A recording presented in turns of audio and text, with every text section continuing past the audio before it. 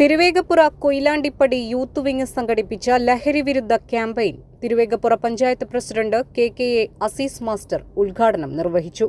മയക്കുമരുന്ന് രഹിത സമൂഹത്തിനായി മയക്കുമരുന്ന് ഉപയോഗത്തിനെതിരായ ബോധവൽക്കരണത്തിന്റെ ഭാഗമായി വീടുകൾ തോറും പോസ്റ്ററുകൾ വിതരണം ചെയ്താണ് ക്യാമ്പയിൻ നടത്തുന്നത്. മാർച്ച് 5 മുതൽ 20 വരെയാണ് campaign. Ward member M. Abbas അധ്യക്ഷത വഹിച്ചു.